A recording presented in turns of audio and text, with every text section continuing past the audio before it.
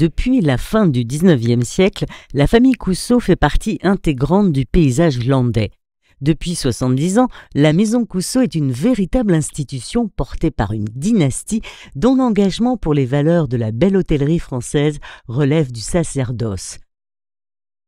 Plus qu'une histoire familiale qui s'étend sur 3 générations, le Relais de la Poste fait aujourd'hui partie des prestigieux établissements Relais et Châteaux.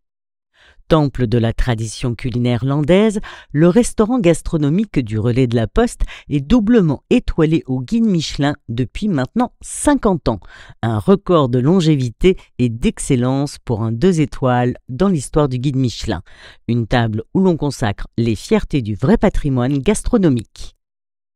En 2022, la famille Cousseau continue d'écrire son histoire avec ceux qui ont consacré leur vie à cette maison.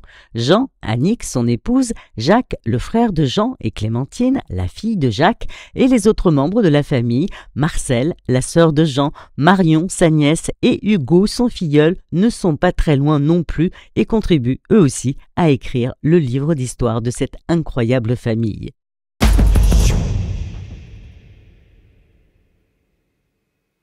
Mes grands-parents ont débuté leur carrière à Hermes, qui est un petit village à 7 km de Magescq. Voilà, mon grand-père Louis et ma grand-mère Denise, mes grands-parents paternels, avaient la maison qui s'appelait le Bon Accueil, où à l'époque ça faisait un petit peu tout. Ils faisaient le transport pour aller au marché, ils faisaient la pâtisserie, ils faisaient l'épicerie, ils faisaient du vin. Voilà, c'était à l'époque un lieu de vie villageois. Voilà. Mais hélas, mon grand-père est mort assez jeune et ma grand-mère a suivi son fils quand il s'est installé à Magescq en 1952. À l'époque, Bernard, le père de Jean, voulait absolument s'installer au bord de la Nationale 10 car il y avait énormément de voyageurs qui empruntaient cette route. Une route située sur le fameux chemin de Compostelle. Mon père, qui était à Hermes, au Bon Accueil de ses parents, a décidé de changer de lieu parce qu'à cette époque-là, pour qu'un restaurant soit viable, il fallait être au bord d'une route principale. Ici, c'était la Nationale 10, où il y avait les représentants, les voyageurs qui fournissaient le gros de la clientèle toute l'année. Mon père, qui avait été dans un camp pendant 5 ans en Allemagne, était revenu extrêmement fatigué, donc il a mis plusieurs années à récupérer. Il a commencé à Hermes, à faire du traiteur, à faire des mariages. Et donc après, arrivé à Magescq, mais bon, il n'avait pas un sous-vaillant. Pour faire les travaux, ils le faisaient eux-mêmes avec ma mère.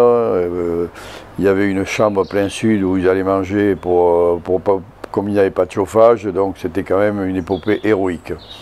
Voilà le début du Relais de la Poste. Jeanne et Bernard Cousseau, parents de la génération qui préside aujourd'hui à la destinée de ce temple de la haute tradition culinaire landaise, eux-mêmes héritiers d'une aventure qui avait commencé sous la Deuxième République quelques mois avant le coup d'État de Napoléon III le 2 décembre 1851. Bernard et Jeanne Cousseau ont insufflé une âme à la maison Cousseau. Ce couple a laissé une trace indélébile dans l'histoire du village de Magescq. Ils ont touché le cœur de beaucoup de personnes par leur gentillesse et leur générosité et leur sens de l'accueil. Bernard est devenu l'un des plus grands chefs français et jusqu'à sa disparition, le patriarche a transmis ses connaissances, sa passion pour la cuisine, ses qualités de chef d'entreprise et son amour pour la vie à tous ceux qui l'ont côtoyé à tous les échelons. Mes beaux-parents ont ouvert un restaurant et un hôtel. Ça a toujours été un hôtel, ce n'était pas le même hôtel, mais ça a toujours été au départ une auberge avec des chambres, on va dire. Bien sûr qu'ils m'ont appris, parce que je n'étais pas du tout du métier. Moi, je suis une fille de fonctionnaire, donc compliqué d'arriver dans la restauration. J'ai appris le métier. J'ai fait 25 ans d'apprentissage avec eux. Il m'en manquait ma belle-mère surtout, parce que je m'entendais très très bien avec elle. C'est elle qui m'a appris à gérer une maison, à être dans le restaurant, à avoir une relation avec le personnel. Elle m'a manqué. Parce que nous étions toutes les deux au départ, nous avions seulement 10 employés. Donc en fait, j'avais une très forte relation avec ma belle-mère, qui non seulement m'a appris le métier, mais elle m'a appris tout ce qui se passait dans les Landes, sur les vieilles familles des Landes que l'on recevait. Elle connaissait tout. Donc c'était un élément très précieux pour moi. Je suis fière, oui, parce que ça a été vraiment pour eux. Moi, j'ai vu travailler mes beaux-parents, j'ai vu travailler ma belle-mère. Elle venait pas non plus de ce milieu et pour elle, je suis fière pour elle d'être arrivée à ce niveau, parce que c'est pas évident d'accompagner un mari, de changer de son milieu. Elle vient d'un milieu très rural et c'est elle qui a donné l'atmosphère initiale à la maison. Je suis fière pour elle et je pense beaucoup à elle. Mes parents, Bernard et Jeanne, étaient deux personnes qui avaient beaucoup de courage pour commencer un métier finalement avec rien. Donc ce que j'ai admiré beaucoup, c'est leur courage et puis leur capacité de travail aussi. Parce qu'ils ne pensaient pas aux vacances, c'était toujours le travail qui comptait d'abord et la réussite. Et je pense que tous les deux, ils ont vraiment beaucoup donné au début de leur carrière et après aussi d'ailleurs, pour réussir. J'avais 4 ans quand ils sont venus s'installer à Magescq, rue de la Poste, en face de ma maison natale. Et M. Cousseau, parce que je l'ai toujours appelé M. Cousseau, M. Bernard Cousseau, était un grand personnage. C'était un des principaux personnages de Magescq, parce qu'il avait une stature imposante, il avait un franc-parler, il en imposait beaucoup, et en plus, tout le monde savait que c'était un des meilleurs cuisiniers ou le meilleur cuisinier de toute la région. Disons qu'au niveau relationnel avec la famille de Jean Cousseau, c'est tout à fait aussi particulier parce que, comme on s'est connus très jeunes, j'ai eu l'occasion et la chance d'aller parfois donner la main au moment des fêtes, des réveillons comme ça, chez eux. Donc papa et maman Cousseau étaient des gens que je vénérais. Et puis Jacques, Jean, Annick qui est arrivé, c'est la famille. La famille Cousseau, si vous voulez, est perçue par les Magescois, mais déjà ce qu'on appelle, sans que ce soit péjoratif, une vieille famille. Un petit peu comme ma famille à moi, on appelle ça des vieilles familles. Des gens qui sont nés ici, des gens qui ont grandi ici, des gens qui surtout aussi, dont on a vu développer l'affaire. Depuis, ils étaient en face de la Poste, ils sont partis à l'ancien hôtel et maintenant dans cette belle affaire familiale. Et puis je crois aussi que tout simplement c'est la fréquentation assidue des Magescois quand même, qui sait juger et jauger à sa juste valeur la qualité culinaire de ce que nous distille Jean. Et ça, je crois que c'est aussi la meilleure reconnaissance que peuvent lui offrir les Magescois. Parce que je sais qu'ils sont nombreux à venir, que ce soit ici, dans ce bel et beau salon ou au quillet, juste à côté. Une des personnes les plus proches de la famille depuis plus de 35 ans est le conseil de famille, Philippe Saint-Aroman, qui a toujours tenu involontairement un rôle délicat mais essentiel dans le fonctionnement de la maison Cousseau encore aujourd'hui. Mon rôle est principalement de conseiller l'entreprise. Mais quand on conseille l'entreprise, on conseille également ses associés et c'est à cette occasion que j'ai pu connaître l'ensemble de la famille. Jean, bien entendu, Jacques, Annick, mais en premier Bernard, puisque c'est le premier contact que j'ai eu avec le relais de la Poste. Alors ma première visite au relais de la Poste, effectivement, je m'en souviens encore. Je sortais donc de la fac, j'étais jeune, c'était mon premier poste à Dax. Et un de mes collègues me dit « Philippe, tu vas aller voir Bernard Cousseau qui a besoin de tes conseils. Je te préviens, c'est quelqu'un haut en couleur, qui a son caractère, il n'est pas facile, mais je suis sûr que ça va bien se passer. » J'arrive devant le restaurant et à 25-26 ans, je n'avais pas fait de nombreux étoilés, j'en avais jamais fait. J'arrive devant le restaurant, je vois cette grande entrée qui m'a impressionné. Et donc, je n'ai pas osé rentrer par la grande entrée, je suis passé par la porte de service tout à côté. Et je rentre et bien sûr, je rencontre, le seul que je ne voulais pas rencontrer tout de suite, c'est Bernard Coussot. Bernard Coussot qui me voit arriver au fond du couloir et qui me dit « Mais qu'est-ce que vous foutez là, vous ?» Et voilà, ça a été le premier contact un peu rugueux que j'ai eu avec Bernard Coussot. Pendant 1 ou 2 ans, j'avoue qu'on a eu des contacts, disons, un peu froids, et il a fallu que je lui montre que je pouvais m'intéresser à ses problèmes, et là, les choses ont changé.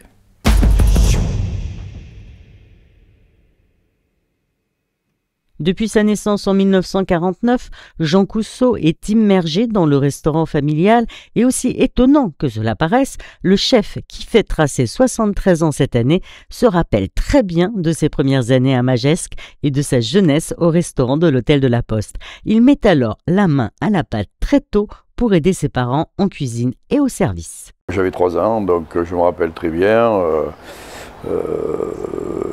être allé à l'école à Magescq. Je partais le matin avec ma mère qui m'accompagnait. Ensuite, dans la journée, on vivait dans le lieu de travail, c'est-à-dire que voilà, on vivait au rythme de la soupe le matin. À 4 ans, quand mon père avait du travail, je battais les œufs pour faire les omelettes. Donc on était déjà immergés dans l'entreprise familiale. Depuis l'âge de 3 ans, puisque notre vie de tous les jours, c'était dans le restaurant. Donc automatiquement, on y était en plein dedans, quoi. C'est-à-dire après l'école hôtelière de Toulouse, j'ai travaillé localement à Biarritz, chez La Porte, qui était la grande table régionale. Ensuite, je suis monté à Paris où j'ai travaillé au Plaza Athénée pendant 2 années. Ensuite, j'ai travaillé chez Paul Bocuse. Ensuite, je suis au Ritz à Madrid. Et puis après, le mal du pays m'a pris et je suis revenu en 1970 à Magescq. Voilà. Jacques Coussot, aujourd'hui 66 ans, lui aussi se souvient de ses premiers pas enfant à l'Hôtel de la Poste et évoque ses parents Bernard et Jeanne qui lui ont donné, surtout sa mère, les bases pour réussir sa vie. Alors mon papa, qui était un homme extraordinaire, qui m'a appris une très grande partie de la vie, surtout le côté strict de la vie, m'a donné, lorsque j'étais tout petit, envie de faire de la cuisine au départ. Je me souviens, à l'ancien établissement qui s'appelait l'Hôtel de la Poste, puisque c'était en face de la Poste, monter sur des caisses de vin vides déjà, et être à côté de lui en cuisine pour voir qu'est-ce qu'il faisait et faire comme lui, mettre le doigt pour goûter. Voilà, déjà. Donc un très grand respect, un très grand merci à papa. Maman, qui était une femme pour moi extraordinaire, d'une gentillesse, d'une douceur, et surtout d'une clairvoyance. En cuisine, lorsque je suis revenu au relais de la Poste, de temps en temps, j'allais voir maman. Je voyais comment elle fonctionnait dans sa salle. Et j'avais l'impression d'avoir une antenne branchée sur tous les côtés. Un regard à droite, un regard à gauche, un regard devant, une assiette, un morceau de pain qui manquait, le verre de vin qui n'avait pas... Et j'ai dit, si un jour il faut que tu changes de secteur, tu iras en salle et tu essayeras de reproduire tout ce qu'elle m'a montré, des fois sans le savoir d'ailleurs, mais tout ce qu'elle m'a appris. Et ça, merci maman. Si aujourd'hui je fais ça, c'est grâce à toi, et si j'ai capté, parce que je n'ai jamais fait de service, si j'ai capté tous ces trucs-là, c'est grâce à toi. Je te remercie encore.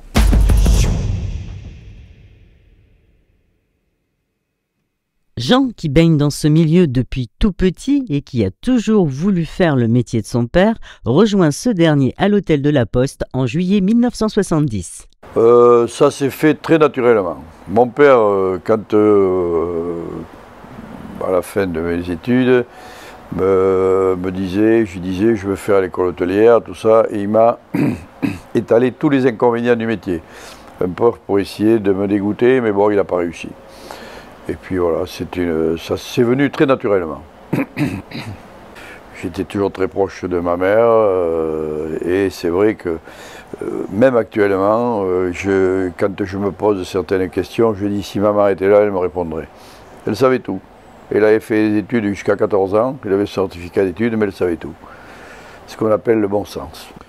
Voilà, mon père, bon, qui n'avait pas fait d'études non plus, voilà, la cuisine, pour lui, c'était devenu une seconde nature. Mais si vous voulez, la chose qui m'a apprise, surtout, c'est jamais de se déconnecter de la région, du terroir, des gens d'ici, qui sont toujours là quand vous en avez besoin. On ne cherchait pas à faire le meilleur rapport qualité-prix, on cherchait la proximité. Et ça, j'ai essayé de le garder toute ma vie. Si vous n'avez pas la passion dans ce métier, c'est même pas la peine d'y venir. Je dis à mes jeunes qui arrivent dans le métier, en cuisine, je leur dis voilà, si vous aimez ce métier, vous n'en voyez que les avantages. Si vous l'aimez un peu moins, il y a beaucoup d'inconvénients. Comme tous les métiers d'ailleurs. Si vous voulez faire bien un métier, c'est souvent la passion qui apporte surtout. C'est une remise en question tous les matins. Tous les matins, on est devant la page blanche et on recommence. C'est à la fois, c'est ce qui fait l'intérêt de ce métier. Voilà, il n'y a pas de, c'est pas répétitif.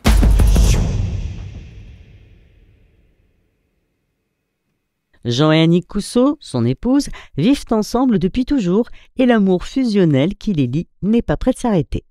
Voilà, bon, Annick, qui n'était pas destinée du tout à l'hôtellerie, voilà, est venue en 1972, quand on a ouvert ici, et elle est venue pour seconder ma mère, avec qui elle avait de très bonnes relations.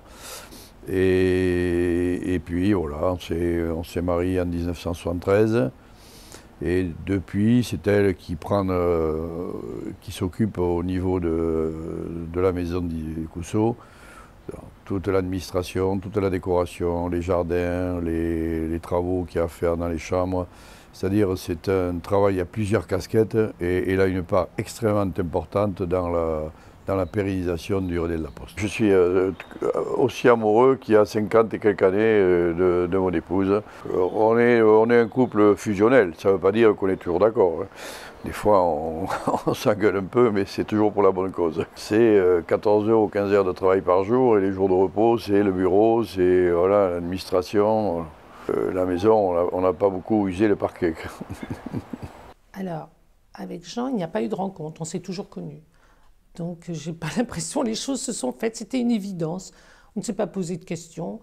À force de se côtoyer, on partageait les mêmes choses. Donc, c'était l'ami de mon frère, le meilleur ami de mon frère, de mes oncles qui étaient de notre génération.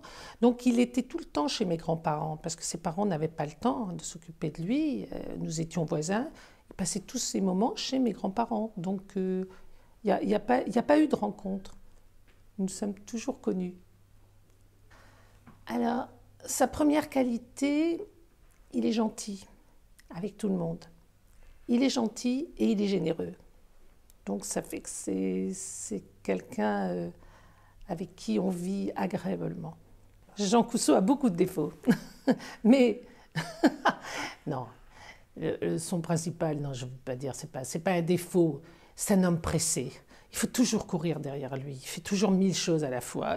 Voilà, c'est ça. Ça n'est pas vraiment un défaut, mais c'est le sien. Oui, oui, nous nous entendons vraiment très bien et il n'y a pas de secret dans cette relation. Il a quand même une façon de faire les choses qui est très importante chez lui, c'est qu'il me donne toujours l'impression que c'est moi qui décide, en fait, on fait toujours ce qu'il veut. Ah oui, oui.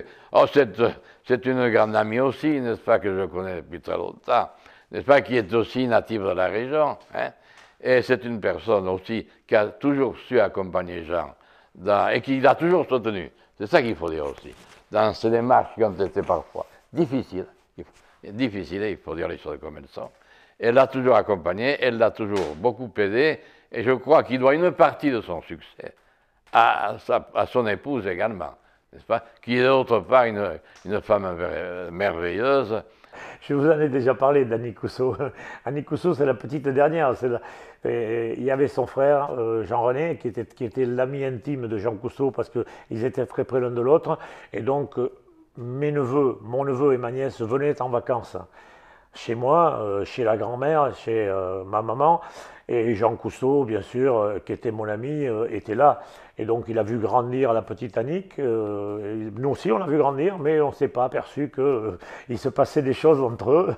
Et il a réussi à nous la voler, à son frère et à me la voler à moi. Et donc il est devenu automatiquement mon neveu. Il est toujours mon neveu. Et donc il a accepté que ma mère soit sa grand-mère. Alors pour moi, Annick Cousteau, c'est la parfaite maîtresse de maison qui reçoit au sein de cette famille comme on reçoit des amis à la maison. Donc un grand sens de l'accueil, un sourire, c'est un sourire pour moi Annick, et elle représente l'âme féminine du relais de la Poste.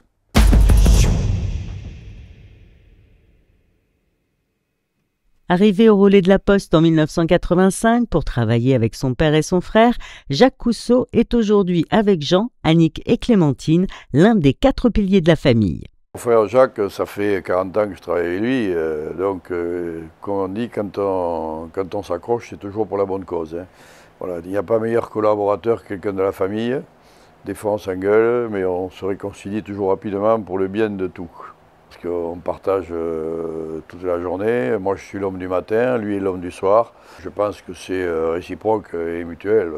Il m'a aidé avec son contact avec la clientèle. Moi, je l'ai aidé en essayant de tenir une cuisine qui a du sens et qui est en adéquation avec nos idées de tous les deux, quoi. Je suis très fier de mon frère, voilà, qui partage depuis 42 ans toutes mes journées. Voilà, donc je suis très fier de lui. Ah ben avec mon frère Jean, comme j'ai déjà dit plusieurs fois, nous sommes complémentaires. Lui est dans sa partie de cuisine, dans sa partie de bureau, et moi je me trouve dans la partie de la salle, l'accueil des clients, m'occuper personnellement de les bichonner, comme on pourrait dire aujourd'hui. Et après je m'occupe de tout ce qui est surtout la cave, et puis de toute la technique, puisque quand il y a quelque chose, eh bien c'est Jacques qui, dans la soirée, monte avec sa caisse à outils rouge, en costard-cravate pour aller dépanner une chambre. Quand on a repris l'affaire avec mon frère il y a 38 ans, les clients disaient, ils vont pas s'entendre, les frères, ça va être, voilà, vous savez, ils se font toujours, et puis la cuisine, c'est pas la même que du temps du père, et puis en définitive, tout ça, c'était une question de temps, de racontage, et puis voilà, tout s'est bien passé. Mon frère, lui, fait tout ce qui est restaurant, et surtout, c'est lui qui s'occupe de la cave, une cave importante, une cave de 70 ans qui recèle quelques trésors et qui fait partie un petit peu de l'image de la maison, avec une carte des vins un peu exceptionnelle, quoi.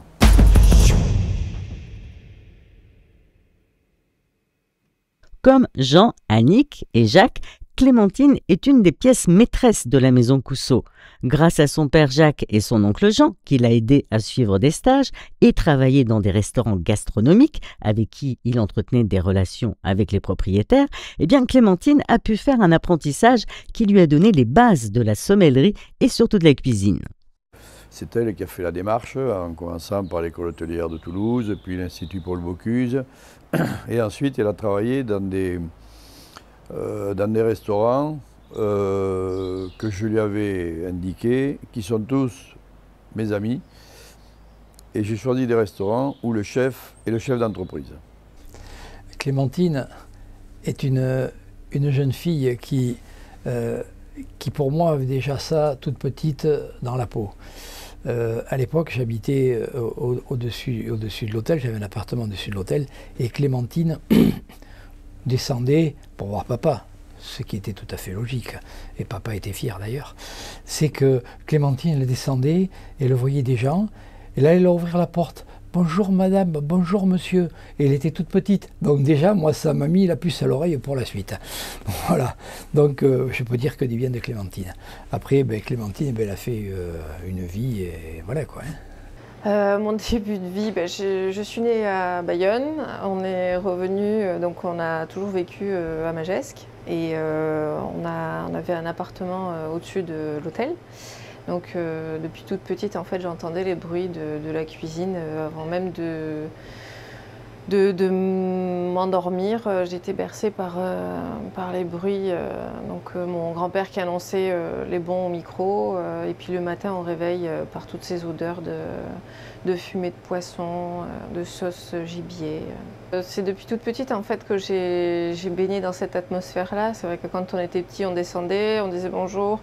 On voyait toute cette agitation dans la cuisine et puis on nous a même laissé faire des petites tartelettes. Donc moi je me souviens, j'étais trop petite pour arriver au plan de travail. Et donc on m'a retourné un casier à bouteilles pour que je puisse grimper dessus. Et puis voilà, c'était parti, on a fait des petites tartelettes. C'est venu naturellement parce que depuis toute petite, je voulais faire. Alors au début, je voulais faire comme papa, donc je voulais faire de la sommellerie. Et puis je suis rentrée au lycée hôtelier à Toulouse. Et du coup, j'ai découvert vraiment l'univers de la cuisine. Et du coup, je me suis sentie plus à l'aise dans cet univers-là. Et je me suis orientée vers la cuisine. J'ai eu la chance de faire pas mal de très belles maisons. Avec des chefs propriétaires aussi. Donc, j'ai fait Michel et Alain Roux au Waterside en Angleterre. J'ai fait Juan-Marie et Elena Arzac en Espagne. Ensuite, il y a eu La Meuloise. Il y a eu Alain Dutournier, chez qui j'ai eu mon premier poste. Le relais, c'est toute mon enfance. C'est le début de ma vie. Et puis, je pense que ce sera la fin aussi. C'est tout un cycle, en fait. Je suis partie, et puis pour mieux revenir, voilà, avec de nouvelles expériences et une envie de perpétuer cette tradition.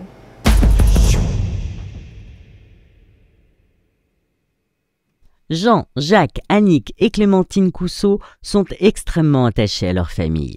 En dehors des membres qui collaborent ensemble chaque jour à l'hôtel et restaurant, Jean est resté proche de sa sœur aînée Marcelle, qui a décidé de vivre en région parisienne, ses neveux et nièces, surtout Marion Lafontan, avec qui il partage un centre équestre, et son filleul Hugo, qui est peut-être celui qui rejoindra un jour le relais de la Poste en cuisine. La famille pour nous, que ce soit frère, beau-frère, neveu, petit-neveu, puisque c'est, si vous voulez, le moment où on retrouve de la sérénité, où on oublie un petit peu toutes les contraintes de la journalière. Et c'est vrai que notamment avec les neveux et petits-neveux, on a beaucoup d'affect, et eux aussi, qui soient de n'importe quel âge, entre 1 et 10 ou 12 ans, ils adorent venir à l'hôtel, ils se baladent dans les cuisines, ils vont chercher les gâteaux à la pâtisserie, voilà, c'est très agréable, c'est un grand rayon de soleil dans la journée. La famille, sans la famille, ici nous ne serions pas grand-chose. La famille, c'est le relais de la Poste. La famille, c'est une envie de travailler, une envie de continuer à faire découvrir pour certains cette maison qui pour moi est extraordinaire. Pour le moment, Hugo, il a été, puisque ses parents travaillaient, il était à l'hôtel quasiment toute la journée. Donc il a été élevé et imprégné dans l'atmosphère de la cuisine, de la restauration. Maintenant, il fait des études, c'est un très très bon élève, et je lui dis, Hugo, tu fais au maximum d'études, et si un jour tu veux faire la cuisine, puisqu'il me dit qu'il veut faire la cuisine, il faut savoir que le métier de cuisinier, c'est un métier de gens intelligents et instruits. Donc d'abord tu t'instruis, après la cuisine tu l'apprendras. Ouais, moi je l'aime bien mon parrain, mais en plus surtout qu'il s'occupe beaucoup de nous, et la famille pour lui c'est très important, et je prends beaucoup sur lui en fait. Je regarde beaucoup les gestes qu'il fait en cuisine pour un peu, pour que dans le futur ça me serve.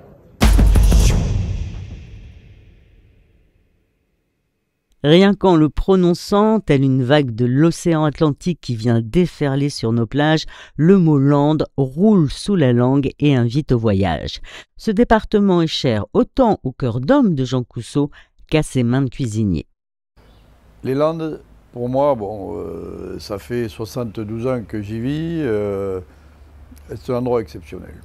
Et c'est vrai, quand je suis parti pendant 4-5 ans pour parfaire mon métier, ce qui m'a fait revenir, c'est le manque de landes. Voilà, donc les landes, c'est quoi? C'était une grande forêt de pins et à l'intérieur des petits villages, quelques gros bourgs. Et si vous voulez, la qualité de vie à travers notre culture. Notre culture, c'est voilà, le rugby, la chasse, la pêche, l'agriculture, la tauromachie, la course landaise. Et si vous voulez, les Landais sont attachés à toutes ces traditions. Et moi particulièrement. Et à travers tout ça, vous avez des gens, et beaucoup de jeunes maintenant, qui font d'une agriculture raisonnée, une agriculture biologique, de l'élevage raisonné, et qui ne le font pas pour l'argent, ils le font parce qu'il y a une déontologie régionale et locale. Et ça, c'est très important.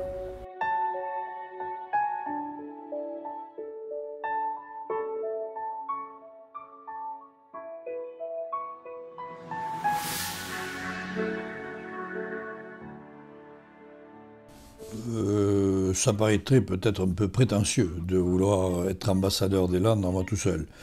Mais dès qu'on me demande de parler des Landes, de donner un coup de main, de dire tout le bien que je passe des Landes, alors là, je suis un des meilleurs ambassadeurs.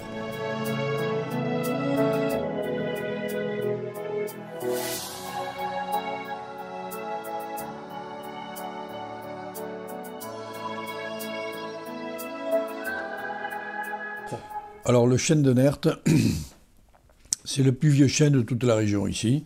Il a environ 500 ans. C'était un lieu, alors c'était le carrefour de la route de Saint-Jacques-de-Compostelle qui venait de Tours et de celle de Vézelay. Et autour de ce chêne, il y a beaucoup de légendes, de sorcières, de choses un petit peu extraterrestres. Et c'est ça qui a fait la réputation du chêne de Nerthes. Et beaucoup de gens viennent le voir, peut-être pour lui parler. Vénérable de 500 ans, on peut tout dire.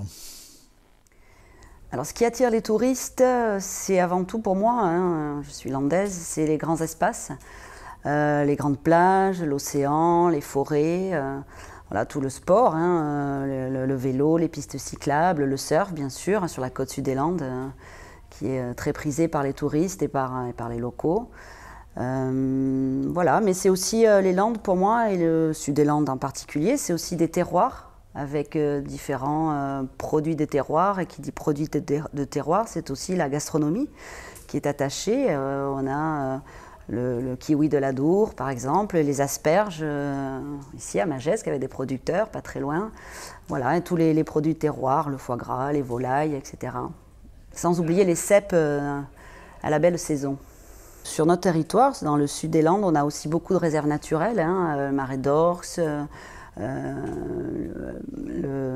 Seignos, le Courant-Duché, donc des réserves naturelles, l'Adour aussi, avec des endroits paisibles, plus paisibles, en dehors de la côte, avec des moments voilà, où on peut profiter du temps, en vélo, à pied, et découvrir le patrimoine local. Ben, dans les Landes, on est à Magescq. Voilà, il est 3 h l'après-midi, j'ai fini le service. Je prends mon chien. Et je vais pendant 1 heure marcher dans la forêt, et pendant 1 heure on ne rencontre rien ni personne, à part quelques chevreuils égarés ou quelques écureuils qui sortent d'arbre en arbre. Et ça, pour se ressourcer, pour réfléchir, c'est extraordinaire. Et on n'a pas besoin d'aller loin, quoi. On est à 3 minutes. Mais si vous voulez, à Magescq, moi j'y suis arrivé, j'avais 3 ans. Donc j'étais le fils de Jeanne et Bernard Cousseau qui tenaient le restaurant, la pâtisserie le dimanche. Donc je faisais partie du paysage local. Mes grands-parents maternels étaient à Magescq. Moi je suis partie à Angers, à Bordeaux, pour suivre mes parents, bien sûr. Mais pour nous, la grande récompense, c'était de revenir en vacances à Magescq. Mon frère et moi, nous ne rêvions que de ça. Donc on est tout le temps revenu à Magescq pour les vacances de Pâques, les grandes vacances, les vacances de Noël. Donc il n'y avait pas d'autre lieu qui puisse nous intéresser. Donc c'est avec beaucoup de plaisir que je me suis installée à Magescq définitivement. J'aime Magescq, bien sûr. Bien sûr.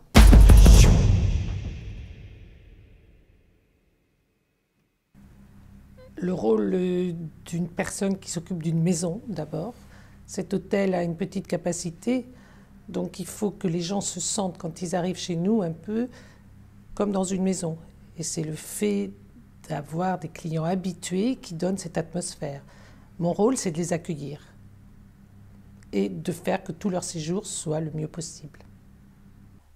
La maison, c'est un endroit où on accueille, dans lequel on se sent bien, où on aime recevoir, où on aime que ce soit une maison comme celle-ci ou que ce soit dans notre propre maison, on est heureux de pouvoir recevoir, que ce soit la famille, que ce soit les amis. Donc j'aimerais que la maison Coussot garde cette définition. Je pense qu'on peut avoir une maison pas ordinaire, mais plus ordinaire. Si le jardin est joli, on se sent bien dans cette maison. Pour moi, c'est très important, le jardin. Le Relais de la Poste n'a pas d'histoire, je veux dire, c'est pas un château, il n'y a pas de vieilles pierres. Donc, on essaie de faire en sorte que l'atmosphère vienne du jardin, plutôt que la maison, qui n'a pas un caractère exceptionnel. L'âme d'une maison, elle est créée par les gens qui l'habitent, qui la font vivre. Donc je pense que l'âme de la maison, ici, c'est la famille, mais c'est aussi les employés qui ont cet esprit. Sans eux, il n'y aurait pas d'âme de la maison Coussot. Et je pense qu'ils l'ont compris. Ils jouent ce rôle. Non, mais avec Jean et le Relais de la Poste à Magescq et la famille, on entretient une relation de cordialité, mais de proximité, d'amitié, de relations sans cesse perpétuées, puisqu'on a pour habitude de se croiser au moins 1 à 2 fois par an, une fois l'été et une fois à Paris. C'est toujours un infini bonheur parce qu'on se replonge dans les goûts originels de cette cuisine du Sud-Ouest, plus particulièrement de cette lande. Rien n'a jamais changé chez Coussot, et pourvu que ça dure le plus longtemps possible, encore un demi-siècle. Ce que cela nous inspire d'avoir une maison qui, comme ça, est étoilée depuis 54 ans, c'est qu'elle est véritablement l'ancrage de la gastronomie landaise. C'est-à-dire que les régions françaises sont riches d'une gastronomie exceptionnelle, et ça se vérifie partout. Le guide Michelin peut largement en témoigner. Mais c'est vrai qu'il y a comme ça des établissements qui sont des repères locaux, mais des repères aussi pour les amateurs de bonne table en France comme à l'étranger, et c'est ce qu'est la maison Coussot. Et ce que vous me demandez aujourd'hui, eh bien, se vérifie par le travail que vous êtes en train de faire. C'est témoigner de cet ancrage auprès du plus grand nombre et faire en sorte que la maison Coussot soit récompensée de ce travail de transmission.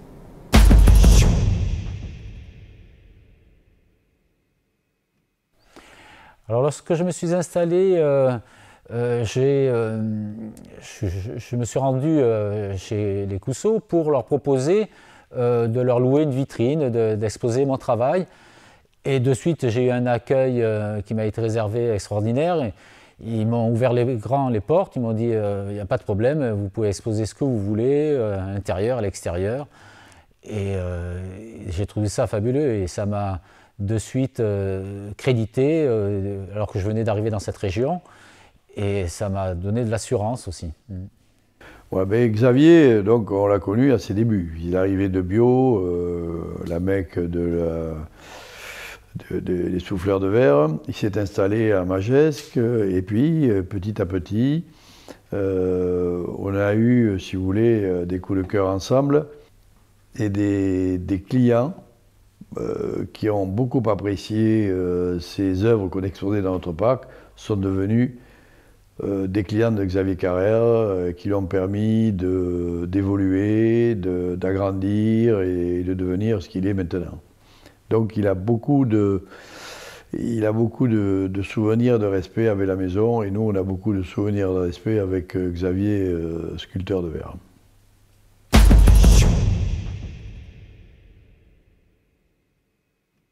Voilà, au relais de la Poste, on est une soixantaine, avec, si vous voulez, des cadres dont certains sont là depuis plus de 20 ans, et puis des jeunes qui viennent aussi pour apprendre le métier à haut niveau, que ce soit en salle, que ce soit en cuisine, et des gens qui restent 1 an, 2 ans, 3 ans, et qui font que, si vous voulez, la culture régionale qu'on essaye de transmettre à travers notre maison se perpétue aussi à travers les anciens qui sont passés ici et qui ont été marqués par cette culture très personnelle. Certains ont réussi remarquablement, d'autres ont changé de métier, mais si vous voulez, j'ai essayé à tous de leur inculquer l'amour du métier.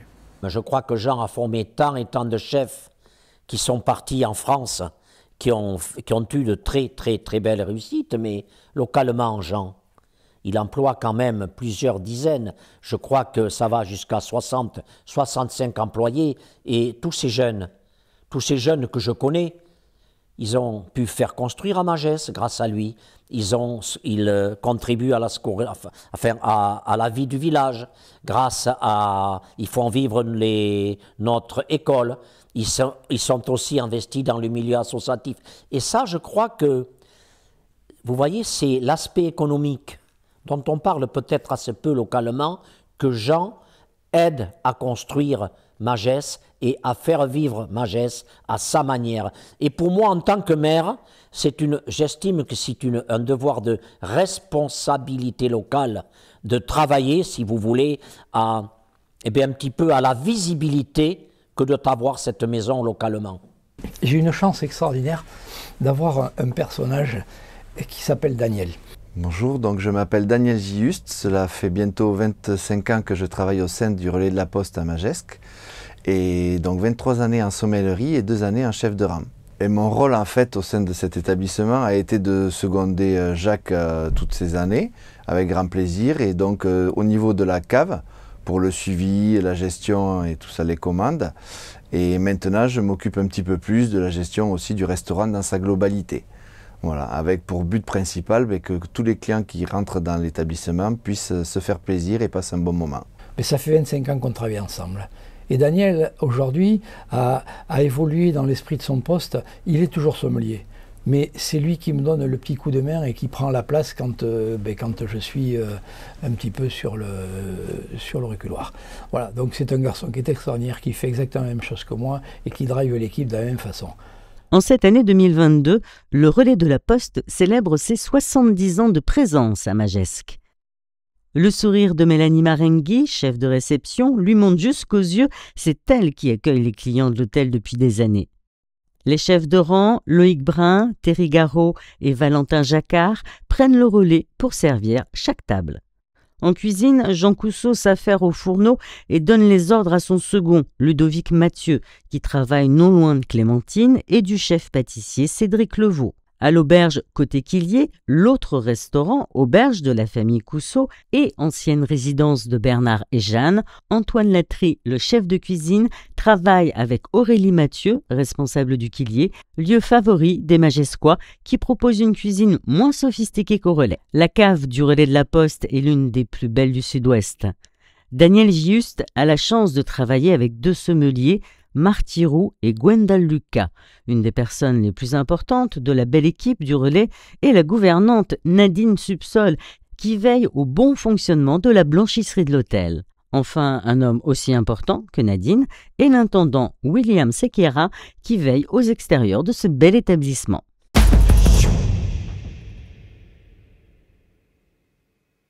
Donc en 1999, on a rejoint au congrès de Los Angeles la chaîne des relais châteaux. Et si vous voulez, on était le relais de la Poste surtout en restaurant, avec un hôtel annexe. Et avec mes amis dans le métier depuis longtemps comme moi, il me disait les relais châteaux, ça amène une belle clientèle internationale au niveau de l'hôtel, et qui dit hôtel dit restaurant derrière. Et c'est ce qui nous a décidé à faire la demande pour devenir à la fois non plus un restaurant seulement, mais un hôtel-restaurant. Relais Châteaux est une association qui est née en France en 1954, de la volonté au départ de chefs et d'hôteliers passionnés qui souhaitaient assurer leur promotion et exister, avoir de la visibilité. Donc c'est au départ une volonté de communication qui, peu à peu, a donné naissance d'abord à une route du bonheur qui partait de Paris sur la Côte d'Azur, et avec une volonté immédiate de créer un réseau qui soit un réseau international, car les pères fondateurs de Relais et Châteaux ont décidé que cette route du bonheur ferait un jour le tour du monde. Devenir membre Relais Châteaux, c'est devenir hôtelier. Jusqu'alors, nous étions un restaurant avec des chambres. À partir du moment où nous sommes rentrés dans la chaîne Relais Châteaux, nous sommes devenus hôteliers, c'est-à-dire qu'on s'est davantage occupé de l'hôtel. Et c'est à partir de cette période qu'on a encore apporté d'autres améliorations, non seulement dans l'hôtel, mais dans le parc, et que nous continuons toujours à améliorer. Parce qu'en fait, il faut une atmosphère globale. Et ça, c'est les Relais Châteaux qui nous l'ont appris. Ça leur a... Les Relais Châteaux, par leur exigence, a apporté davantage d'exigences. Je ne veux pas dire que l'hôtel était secondaire, mais presque, on n'en parlait pas. On ne parlait que du restaurant. Et là, d'un seul coup, il a fallu s'occuper de l'hôtel. C'est ça, ils nous ont vraiment... ils ont fait bouger les lignes, vraiment de l'hôtellerie. Alors, l'esprit Relais Châteaux est surtout tourné vers l'hôtellerie, et ils apportent un volume de clientèle. C'est-à-dire que nous étions, bien sûr, un hôtel avec surtout une activité très prononcée en saison. Avec Relais Châteaux, nous travaillons toute l'année. C'est-à-dire que les gens viennent en week-end dans un Relais Châteaux, ce qu'ils ne font pas forcément dans un hôtel comme celui que nous avions précédemment.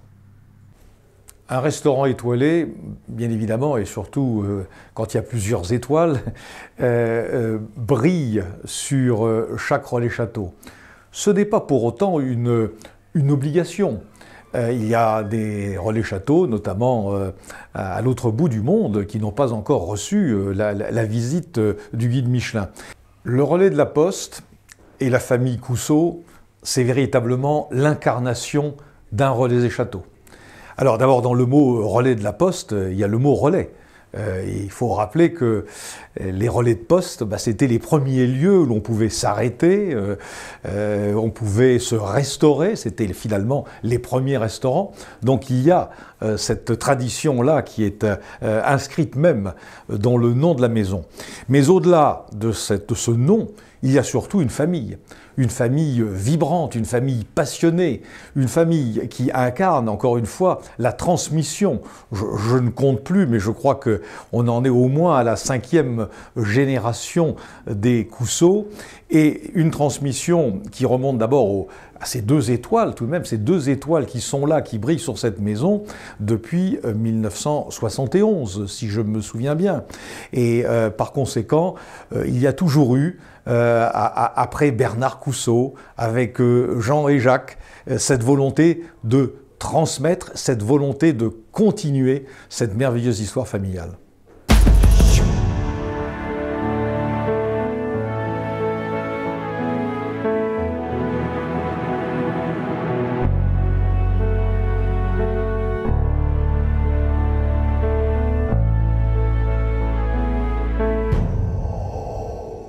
Alors pour moi, le service au guéridon est un service de haute qualité.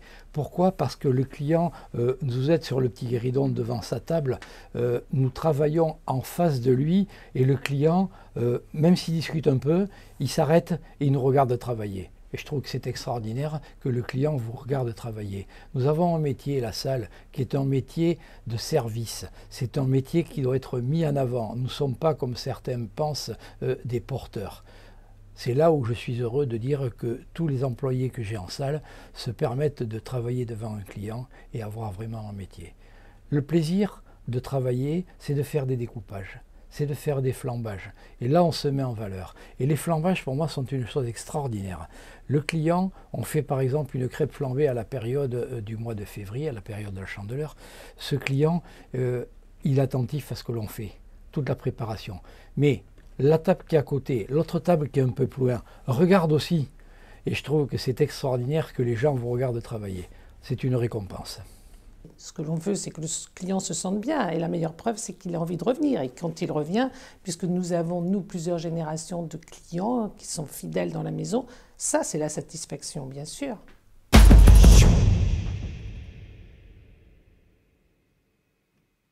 Mais la cuisine de Jean Cousseau, c'est que je dirais c'est une cuisine classique. C'est-à-dire on ne fait pas des extravagances et une cuisine qui est surtout axée sur la région et la saison. Non mais Jean Cousseau, c'est la tradition sans cesse renouvelée, parce qu'il ne s'agit pas de rester dans le passé, il s'agit de la juste évolution, c'est-à-dire l'ADN préservé et une vision d'une cuisine contemporaine, puisqu'il s'agit de nourrir le consommateur d'aujourd'hui, pas celui de demain, pas celui d'hier, mais celui qui est présent. La cuisine de Jean Cousseau, c'est une cuisine généreuse, vraie, sans blabla, j'ai envie de dire. C'est vrai que le produit est là, il y a l'essentiel, on va à l'essentiel, il y a du goût, il y a, le dressage est actuel, il est joli, il est lisible. Et c'est ça, pour lui, c'est ça, l'essentiel, c'est le produit, il me semble. Je crois que rien que d'en parler, il y a l'eau qui nous vient à la bouche. Et là, une cuisine, je dirais, empreinte de simplicité. Mais vous voyez, il y a des saveurs, des souvenirs qui me reviennent. Le homard. Oh là là, m'en parlez pas. Et puis, cette façon qu'il a d'expliquer, cette façon d'ailleurs qu'il a avec son frère, Jean cuisinant et son frère venant vous proposer quand même en tant que sommelier les vins qui vont avec, je crois que cet accord mais vin, on dirait qu'ils sont faits l'un pour l'autre, quoi, Jacques et Jean. J'apprécie beaucoup sa gastronomie, ses plats qui, tout en étant modernes, restent assez classiques quand même. J'apprécie les spécialités qu'il présente depuis très très longtemps. Et c'est un grand plaisir pour moi d'y aller régulièrement, au moins une à deux fois par an. Je me souviens, un jour, je lui avais demandé de faire quelque chose avec des alouettes, au moment où on avait le droit de manger des alouettes, et il m'avait fait un potage de châtaigne avec des filets d'alouettes et des foie gras poêlés. C'était à merveille, c'était une merveille. Donc, Jean est capable de vous faire, je ne vais pas vous dire de manger de la sole au cèpe ou du foie gras au raisin, tout le monde le connaît, mais il est capable d'inventer. C'est une cuisine remarquable et remarquée, impossible à définir parce que c'est tellement bon, c'est tellement gracieux, c'est de l'œuvre, c'est une œuvre d'art. Ma cuisine a beaucoup évolué, c'est-à-dire qu'à l'époque, les sauces étaient beaucoup plus lourdes, on a allégé les sauces, on a allégé les présentations, on a axé aussi, autrefois les garnitures étaient souvent un peu répétitives, on a travaillé avec beaucoup de légumes, de saison, et on travaille surtout avec des producteurs locaux qui s'efforcent de faire le mot bio est un peu galvaudé, une cuisine, une culture raisonnée. Et ça, pour moi, c'est très important. Depuis 50 ans, il y a des plats qui ne sont jamais sortis de la carte. Donc le foie gras chaud de canard au raisin, on a un petit peu allégé les sauces, mais le principe est toujours le même. Ensuite, la sole au cèpe. Voilà, donc en saison, avec des cèpes frais, ça fait partie des incontournables. Il y a aussi le saumon de l'Adour quand c'est la saison, c'est-à-dire de mars à juillet. Saumon de l'Adour avec une vraie sauce béarnaise montée au bain-marie, voilà, pas au siphon. Voilà, ce sont des choses qui sont incontournables à la maison. À la saison de l'automne, qui est la saison de la chasse, le lièvre à la royale, qui est un incontournable de la cuisine classique française, qui a beaucoup de succès. Et ensuite, une spécialité régionale qui est la palombe. Et ça, la palombe avec des champignons de saison est un des plats emblématiques de l'automne. Quand je suis derrière le fourneau, actuellement, bon, j'ai une brigade d'une 20aine de personnes. Et ce qui me plaît, c'est un peu l'être le chef d'orchestre. Voilà, d'organiser la façon de travailler et d'être surtout au pas pour regarder tout ce qui a été envoyé. Le coup de main, le coup d'œil, et être là pour... Vous savez, c'est un peu comme l'orchestre, c'est ça. Hein. Si quelqu'un loupe la partition, tout le monde en pâtit. Et l'important, c'est que tout le monde soit dans le même état d'esprit. Quand je viens chez Cousseau, j'ai ces excellents produits, avec une cuisine remarquable, avec un service top et avec des hommes et Annick Cousseau qui sont d'un charme extraordinaire. Donc la maison Cousseau, c'est cette très belle maison où tous les Landais qui ont à fêter quelque chose, un anniversaire, un baptême, quand j'en parle, moi, là où je vais, ils me disent oui, non mais c'est le restaurant de la maison quand on a besoin de fêter quelque chose. Eh bien, avoir cette régularité, la cuisine de Jean est extraordinaire parce que moi, depuis 30 ans que j'y vais maintenant, il travaille les produits de saison, c'est jamais dénaturé, c'est toujours régulier dans la durée et ça c'est fabuleux. Ah, Jean Cousseau, bon, c'est un peu mon fils, si vous voulez, dans le sens où je l'ai connu tout jeune. Hein, et je pense que c'est un homme qui a ce qu'il mérite, c'est-à-dire qui a une très grande réputation. Et c'est un des rares, Jean Cousseau, à savoir notamment faire ce qu'il appelle les asperges, n'est-ce pas? Les asperges fourrées, n'est-ce pas? Avec du homard.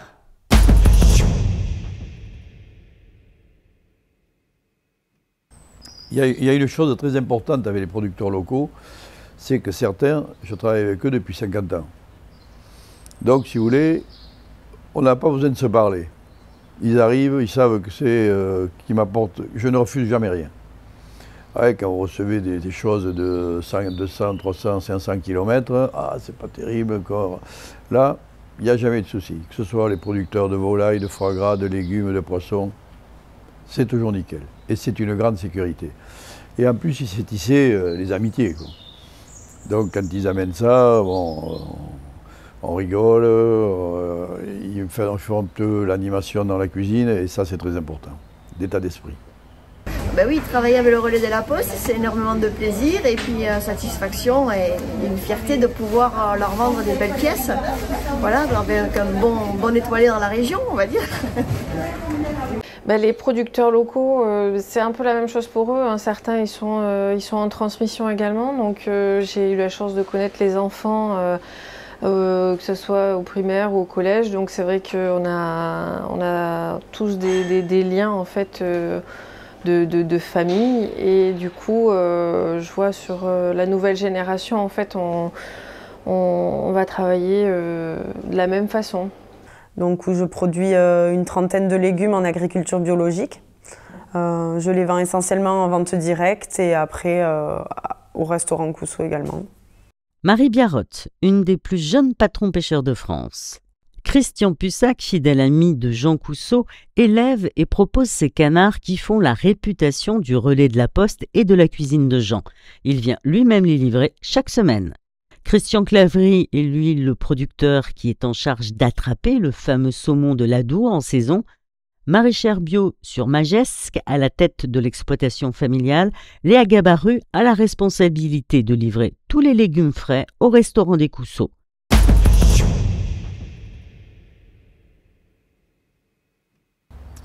Je pense que la gastronomie a toujours sa place, elle a beaucoup évolué, mais je pense une chose, c'est que il y a une dizaine d'années, on disait, on a eu une clientèle un peu vieillissante, des gens, voilà. Et depuis ce temps-là, on a beaucoup de jeunes qui viennent au restaurant le vendredi soir, le samedi soir, et qui veulent découvrir leurs racines d'une gastronomie, d'une culture locale. Et ça, pour moi, c'est très rassurant. Et c'est vrai que l'on observe ces dernières années une accélération d'une tendance qui est celle de la gastronomie durable. Alors, je vais être peut-être un peu critique, mais la gastronomie aujourd'hui n'est plus à sa place pour moi. Elle ne met plus en avant le produit. Il y a des cuisines extraordinaires, mais lorsqu'on mange quelque chose, on aime bien voir ce qu'était le produit. Et je trouve qu'aujourd'hui, c'est un peu dommage, mais on a perdu ça.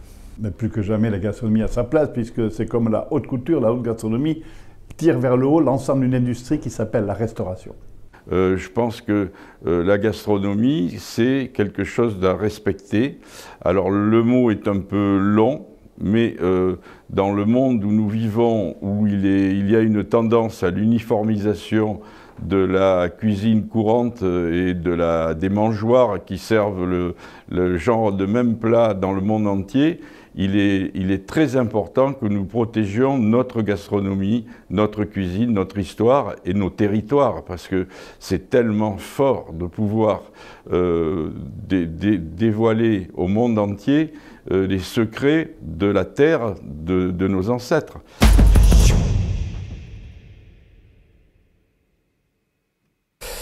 Mais cette incroyable cave est une chose qui est extraordinaire.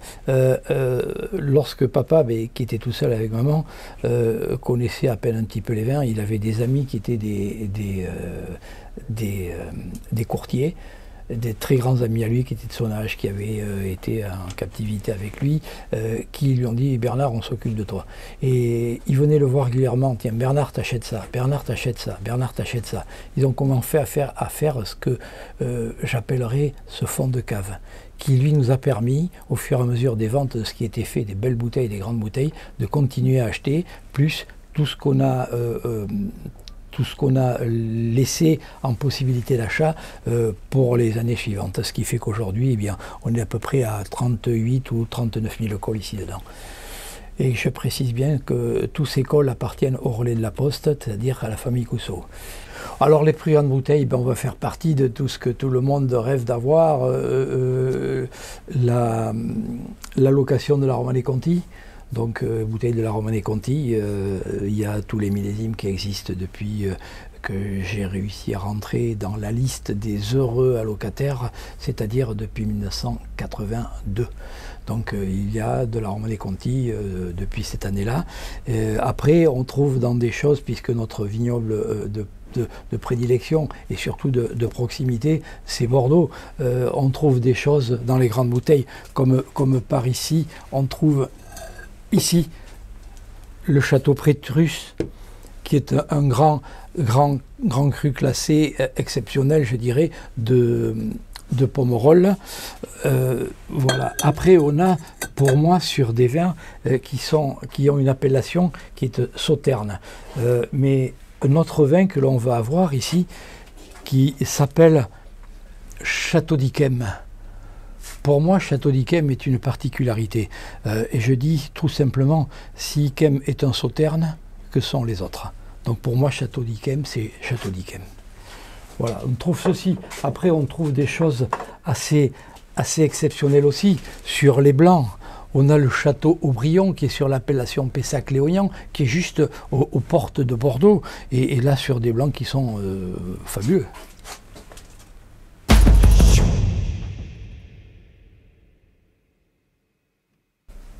Oh, ma petite lagune. Alors, 50 ans de mon frère Jean, ses amis se sont cotisés pour lui faire un verger.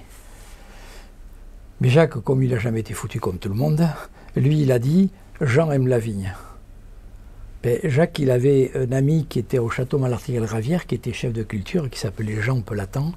Et je lui pose la question, Jean, il me dit « Ah, t'inquiète pas », il me dit « Quand tu souhaites en vacances ?»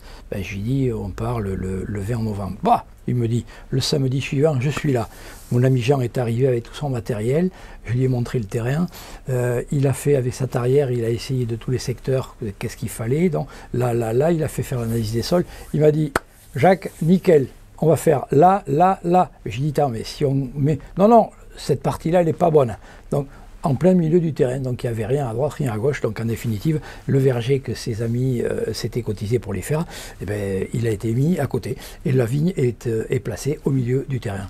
Voilà. Et alors cette vigne, mon ami Jean m'a expliqué les cépages qu'il faudrait mettre. Donc on a fait avec du merlot, cépage de Bordeaux, cépage qui arrive à maturité régulièrement. Et puis un cépage qui pour moi à Bordeaux est assez extraordinaire, qui ramène la finesse, s'appelle le Cabernet Sauvignon. Donc on a fait ça. Première année, rien. Végétation, c'est 3 ans avant de pouvoir avoir quelques raisins. Donc première année, rien, ça pousse normalement tranquillement. Deuxième année aussi. Troisième année, quelques raisins. Et quelques raisins, donc on mange le raisin. Parce qu'il n'y en a quand même pas tant que ça, il y a 1400 pieds, donc ça va assez vite. Et après, la 4e année, on a commencé à faire une petite vendange. Et avec mon ami Jean, on s'est rendu compte qu'il y avait un manque.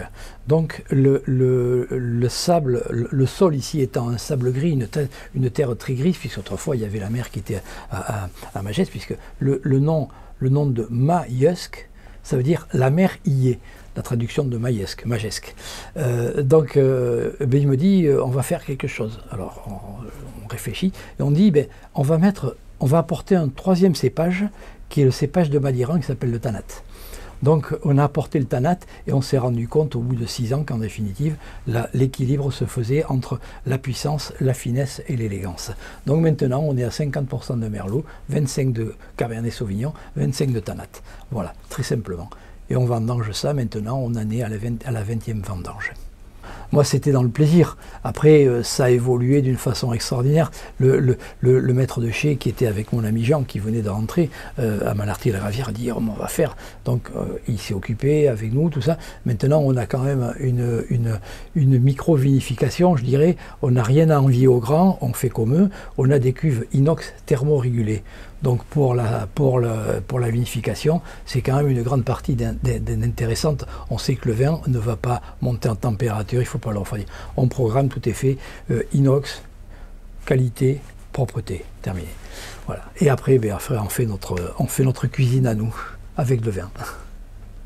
Oui, tout à fait. Alors l'histoire est assez originale, hein, puisqu'au départ, Monsieur Pellatan, que citait Jean, m'avait parlé d'une vigne ornementale, donc les choses devaient en rester là. Mais je ne connaissais pas encore à l'époque Jean Cousseau. C'est au cours de la plantation en mars 2000 que je l'ai connu.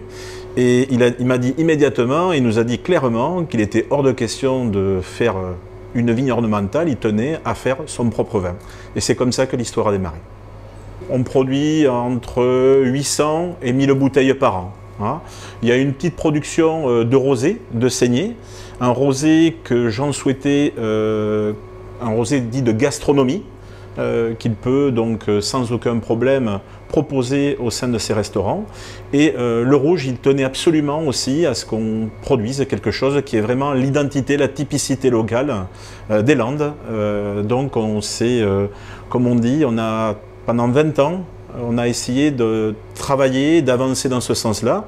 Et puis, après 20 ans d'expérimentation, on y voit plus clair. Et puis, c'est un rouge qui est aussi proposé au restaurant depuis le début, finalement. Voilà. D'abord, je voudrais dire que s'il n'y avait pas Philippe, il n'y aurait pas de Petite Lagune. Voilà, c'est lui qui s'occupe de tout, de A à Z. Voilà, donc, parce que c'est bien joli de penser faire du vin, mais c'est quand même un métier. Voilà, donc l'association de la Petite Lagune, ce sont tous mes amis. Voilà, quel que soit le métier, quel que soit le milieu, voilà, ce sont mes amis qui partagent avec nous la passion du vin et aussi la passion de la gastronomie. Donc chaque année, on vend surtout de l'égrappage et du triage, ils sont tous là. Et là, cette année, le repas qui suit a duré plus longtemps que les vendanges parce qu'il y avait peu de... Avec la gelée du mois d'avril, il y avait peu de raisins. Et puis il y a une chose qui est extrêmement importante, dont Philippe n'a pas parlé, que tout ça, c'est sous le sceau de l'amitié. Exactement. C'est-à-dire, entre nous, on n'a jamais parlé d'argent. Jamais, et on n'en parlera jamais. Voilà. Tout simplement.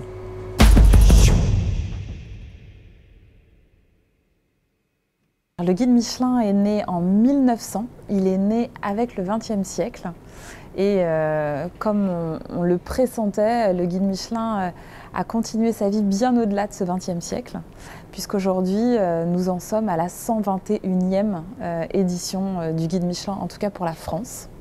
C'est un guide dont le berceau est à Clermont-Ferrand puisque le groupe Michelin est né à Clermont-Ferrand. Et il a été fait au tout début du XXe siècle pour accompagner la croissance de l'automobile et l'essor que les Français pouvaient avoir en le déplacement automobile en général.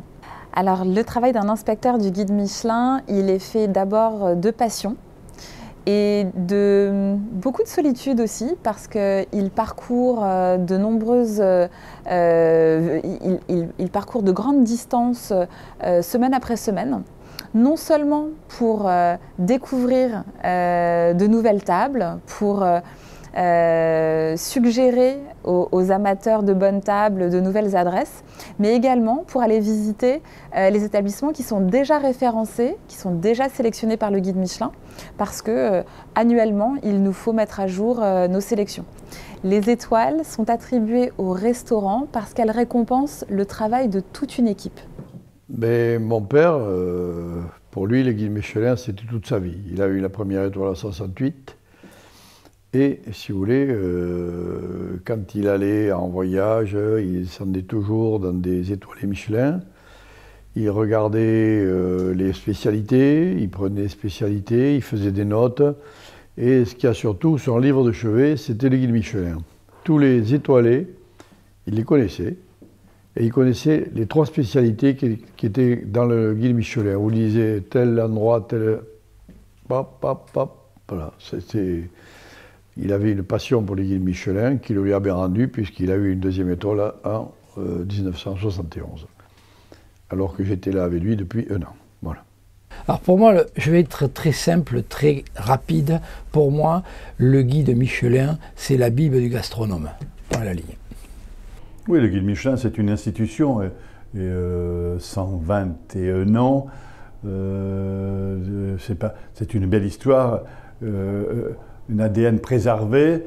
Encore une fois, c'est comme la cuisine, il faut avoir le ton juste et jamais se renier, mais toujours regarder pour satisfaire le client d'aujourd'hui, puisque, encore une fois, c'est ce dont il s'agit.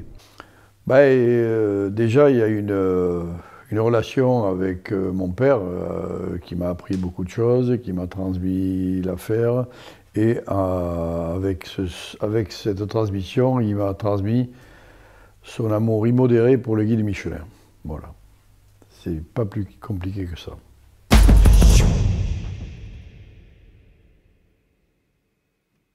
Avant la sortie du guide, mon épouse me dit tu es devenu complètement caractériel. Et c'est vrai que 15 jours avant, je me fais du souci, je me dis, tu te rends compte, si on perd, voilà. C'est pas particulièrement en 2021, c'est tout le temps. C'est le lot de toutes les années. C'est-à-dire, on se dit, est-ce qu'on a été à la hauteur? Est-ce que, voilà, il y a toujours, est-ce qu'il y a eu des clients mécontents, qu'on n'a pas vus, qu'on n'a pas pu saisir? C'est une ritournelle de tous les ans et de tout le temps. Alors la peur, elle y est chaque année.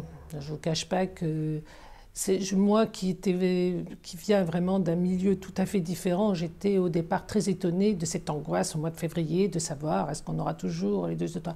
Donc je me suis habituée à ça. Moi je suis arrivée, il y avait 2 étoiles et je me suis habituée à chaque année à avoir peur de ne pas garder l'étoile. Donc maintenant, non, je n'ai plus peur. J'espère qu'elles resteront pour Clémentine, bien sûr, mais je n'ai plus peur.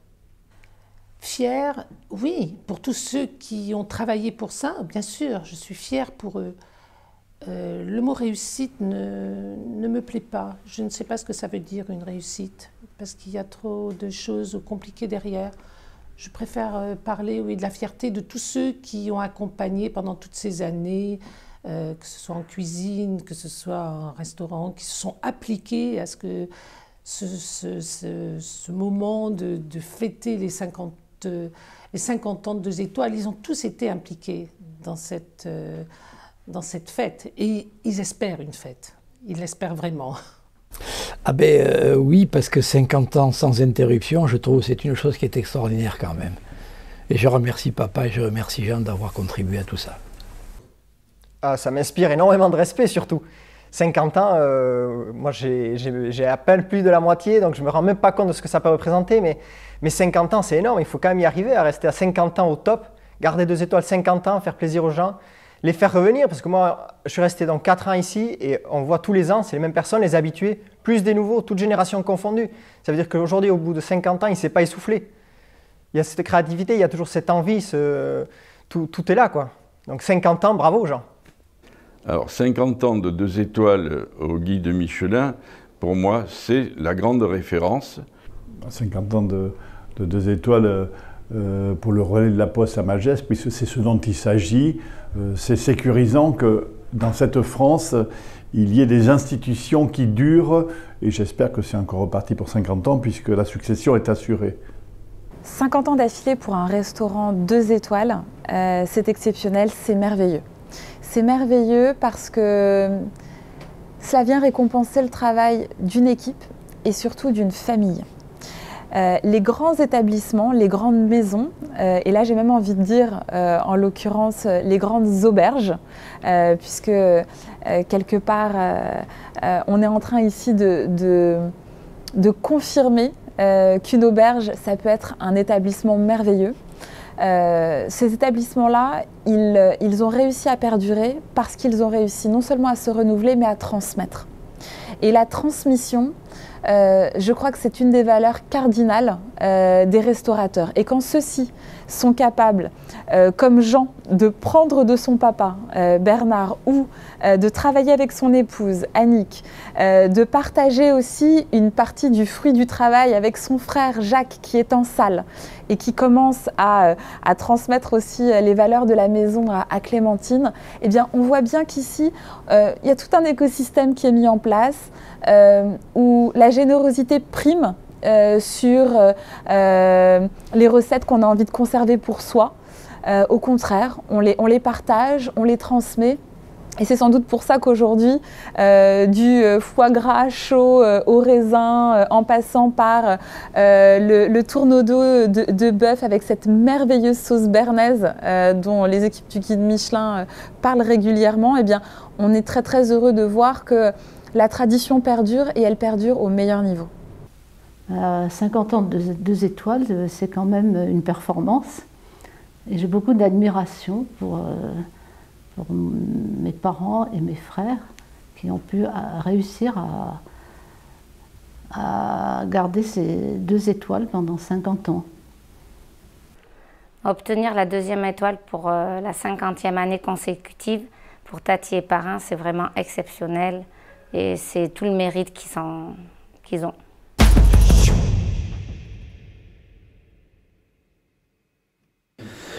Le golf, c'est un petit peu comme dans la cuisine. Il faut être au top pour bien réussir. Je suis membre du Golf Moliès depuis 15 ans. Donc, en dehors d'être un parcours de golf, c'est un endroit magnifique, calme, avec des trous sur la mer. Sûrement un des plus beaux golfs qu'on ait en France. Alors, quand on joue au golf, on a intérêt à penser à rien d'autre qu'au golf. Parce que déjà que c'est pas facile, c'est un sport où, vous savez, le tennis, bon, on vous renvoie la balle et peut vous dire on l'a renvoyé fort dans un coin, j'ai eu du mal, tandis que le golf, la balle vous attend.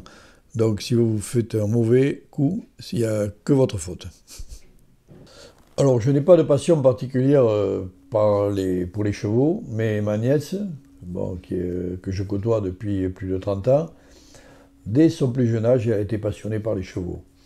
Et sans avoir eu envie de monter, elle m'a, par sa passion, ses histoires autour des chevaux, elle m'a un petit peu passionné pour les chevaux. Mais alors les écuries du Mont-Royal, c'était un endroit qu'on a visité, parce que ma nièce qui était sur Paris voulait revenir dans la région. Bon, c'était en ruine, quoi. C'était une propriété où encore les maisons étaient en terre battue. Voilà. Et puis on a eu le coup de cœur avec 12 hectares en pleine nature. On voit le soleil se coucher sur les dunes près de Messanges. Et c'est un endroit où il y a un calme, mais un calme incroyable.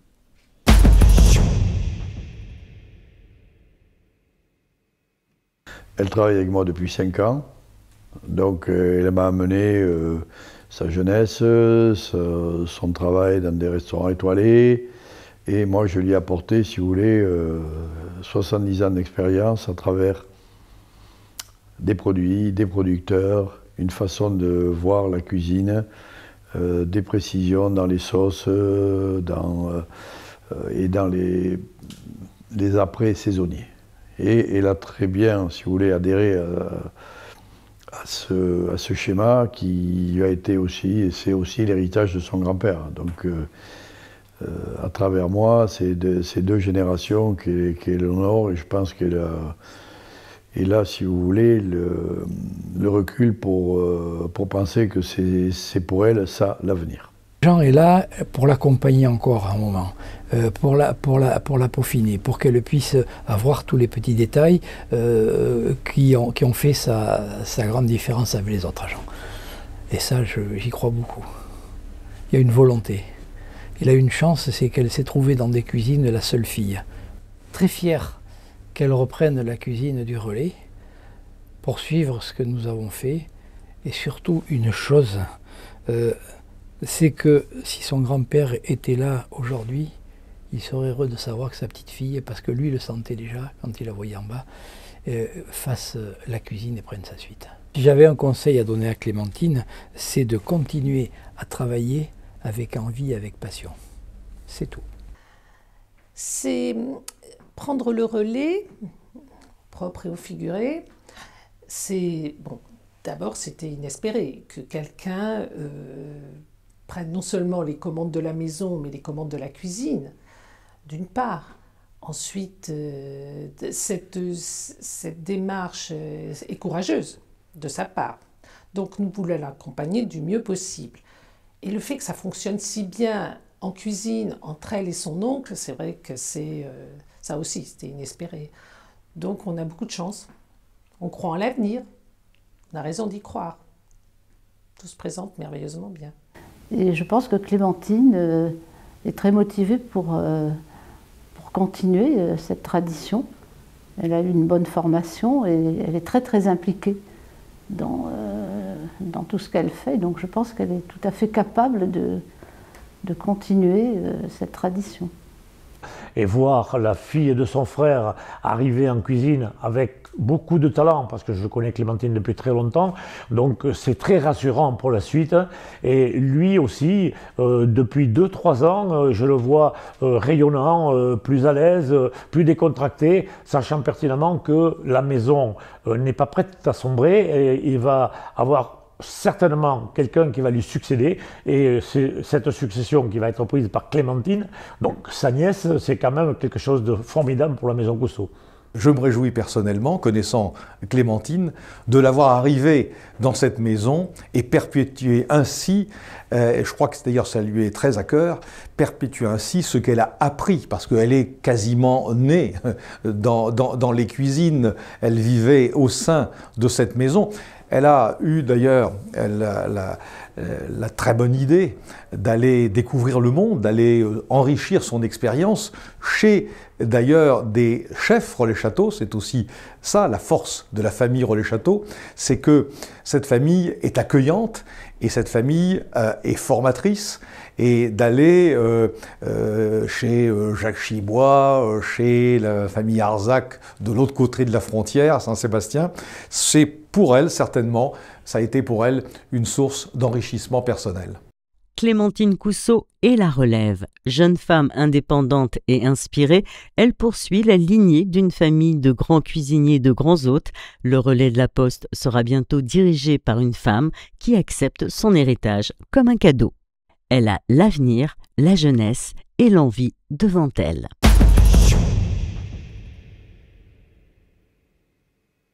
Pour le moment, pour moi, la retraite, c'est un mot barbare, parce que je n'y ai jamais pensé.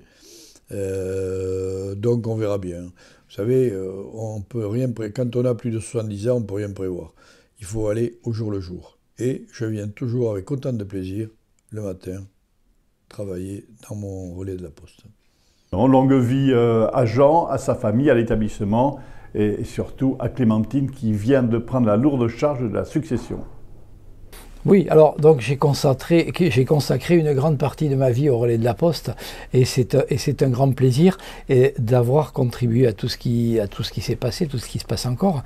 Et puis surtout, c'est de dire maintenant, tu vas penser à une chose qui est très simple, tu vas penser un petit peu à toi et tu vas penser à lever un petit peu le pied. Parce qu'il y a un moment où la fatigue se fait ressentir, même si l'envie est toujours là. La récupération n'est plus la même quand on avait 25 ou 30 ans.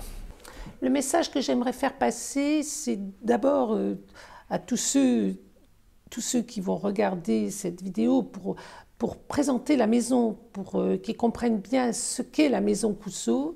D'abord, c'est les remercier parce qu'en fait, il ne peut pas y avoir de maison sans tous ces gens qui nous ont accompagnés pendant toutes ces années. Et surtout, j'espère que les générations qui suivent apprécieront la maison comme elle a été appréciée pendant toutes ces années et qui continueront à y venir le plus simplement possible. Bien, je ne suis pas quelqu'un de passéiste. Et je dirais à mes successeurs, à mes clients, j'ai tracé la route.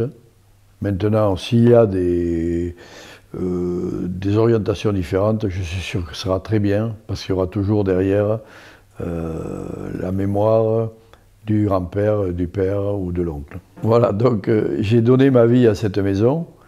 Là, mon souhait le plus cher, c'est qu'elle soit pérennisée pour longtemps.